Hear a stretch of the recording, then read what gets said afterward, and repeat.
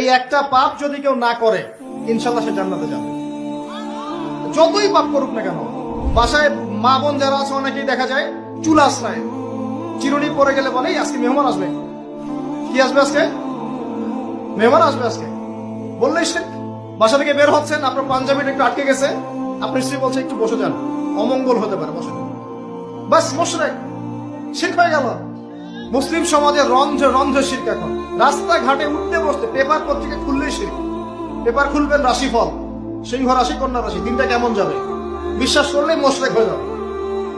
রাস্তার পাশে টিয়া পাখি দিয়ে ভাগ্য পরীক্ষা করছে, হাতটা দেখে দেন তো ভাই কি আছে, বললেই শিরক হয়ে যাবে।